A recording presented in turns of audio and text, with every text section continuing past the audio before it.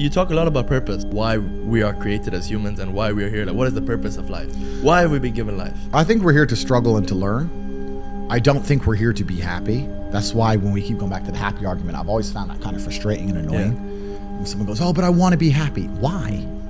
Why do you want to sit there and laugh like you were happy your entire childhood? That's your happy days. You're allowed to be happy as a kid. It's all over now, right? You're a man. You have responsibilities. I think we're here to do important things, and important things are going to be difficult, and they're going to be hard, and you're going to get frustrated. But that's what gives you purpose. I think we're here to struggle. I think we're here to endure pain. I think we're here to just see how hard we are to kill. I think that going through terrible things and living through them and coming out the other side is one of the most fantastic things about being human. I think that it's almost like once you understand what life is really about, there's no emotion which isn't enjoyable.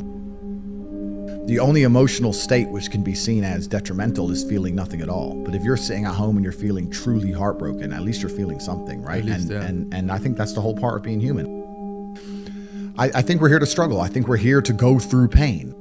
I wake up each day and go, what can I attack? What problem can I solve? And look at history. Why did Genghis Khan wake up and want to conquer the whole world? Why did Napoleon conquer the world? Why did Alexander the Great conquer the world? Just wake up and just say, give me this, give me that. I want all of it. There's an army there. They're really big. We're better. It's intrinsic. You need to go and conquer. That's the purpose of life. Do you believe that God created us? So why did God create us to struggle? Because if you don't struggle, you don't learn. God created us to learn and understand ourselves and understand other people and understand the world. And what did I say earlier? I said that you don't learn a lesson without pain. So you have to struggle to learn anything. There's only two ways to learn things, the hard way or the harder way. If you're smart, you can learn the hard way. But in my experience, 99% of the planet only learn the hardest possible way. If you want to feel happy inside of yourself and you want to feel content and you want to feel stable inside of yourself, you need to live true to God. And I'm not saying you can't drink a little bit of alcohol or not party or not have a little bit of fun, but you have to be a good person. I don't believe in the societal paradigms in which they have tried to construct this idea of happiness. I don't believe or subscribe to the way that happy and sad is currently understood by the masses of the population. I think if you are anything less than absolutely distraught, you are happy. You're a version of happy.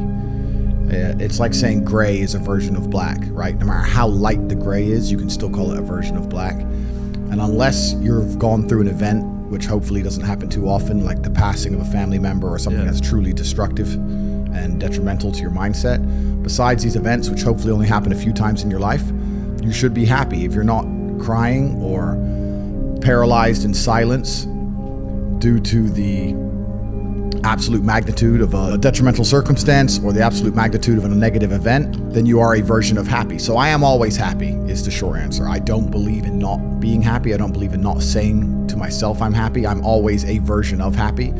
And this idea of chasing happiness and always being concerned and preoccupied with how happy you are is actually the biggest mistake that a lot of people make, I think, in the world today. Especially men who wake up and go, oh, I don't really feel happy, so I need to get happier. And that's how they end up down a hedonistic path of drugs or alcohol or gambling, chasing pleasure. I don't care how I feel. I don't care if I feel happy or sad. It doesn't really affect what I do each day. I do the exact same things. I act the exact same way. I don't care. I don't put weight to the significance of the emotion. So I always consider myself a happy person, but if I woke up and I was slightly less happy one day than another, it wouldn't affect anything I do and I wouldn't put any relevance to it. I'm human and that's life. So yeah, am I any happier now that I have hundreds of millions of dollars than before I was broke? Not really, but I was never unhappy. I'm the same state that I was then that I am now. I have work to do and I will do it. It's as simple as that. Well, also, there's no light without dark, and there's no joy without pain. You can't have a rainbow without a little rain. No matter how hard you chase pleasure and happiness, there's going to be dips and troughs in between. There's going to be come downs and downtrends, and you're going to have the juxtaposition between that time you were laughing your head off and acting giddish like a child, and the time that you feel depressed as such. And I think it's much better to just adopt a very disciplined, stoic mindset. I'm always the same base level of happy regardless. If I lost all of my money today, I would be the same happy. If my net worth quadrupled, I'd be the same happiness. But as long as I'm alive and the people I care about and love are alive, and as long as I get as long as God gives me the honor of doing my duties and providing for the people I care about, as long as I get to wake up and know that there's a whole bunch of people in the world who need me and I get to work hard to please them and do good for society and good for the world, then I'm a vessel of God, and I'm happy enough to survive. That's all I look at it as. I don't ever consider how do I feel. That doesn't cross my mind. I have things to do. I'm too busy. I have things to do every single day. I have very important things to do, and how I feel really is not going to affect how I complete those tasks. And when I speak to men, they say I'm unhappy or I need to be happier. I think that's absolutely the wrong frame of life. You're a man, you have duty, you have honor, you have things you should be doing regardless of how you feel.